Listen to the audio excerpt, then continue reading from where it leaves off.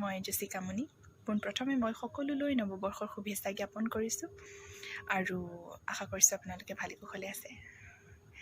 যিহেতু আমি জানো যে 2020 বৰ্ষ আমাৰ কাৰণে কিমান এটা আতংকৰ এটা বৰ্ষ হিচাপে গ'ল আৰু লকডাউনে জীৱনৰ প্ৰতি যথেষ্ট স্থবিৰ কৰিলে।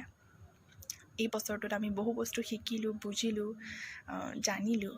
সেইবাবেই মই বিচাৰোঁ যে আমাৰ আহি থকা দিনবোৰ আমাৰ অসমখন দুৰ্নীতিমুক্ত হওক আৰু প্ৰগতিশীল হওক আৰু যুৱ প্ৰজন্মৰ সংস্থাপনৰ সুযোগ দিব পৰা এখন নতুন অসম মই বিচাৰোঁ।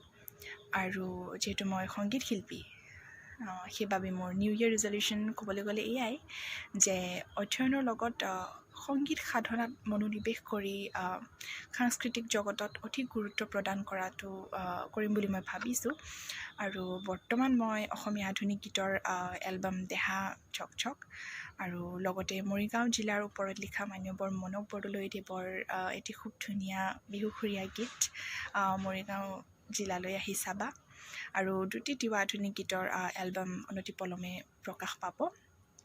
আৰু মই লাষ্টলি এইটোৱে ক'ব বিচাৰোঁ, মোৰ ফালৰ পৰা এইটোৱে মেছেজ দিব বিচাৰোঁ যে সকলোৱে সুশৃংখলাৰে নিজৰ জীৱন গঢ়ি তোলক আৰু একতাৰে নিজৰ জাতিৰ বাবে, দেশৰ প্ৰগতিৰ বাবে কাম কৰি যাওক আৰু অন্যায়ৰ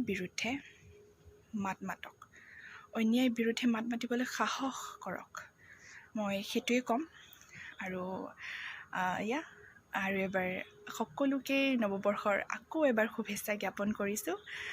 ভেৰি হেপী নিউ ইয়েৰ। ধন্যবাদ।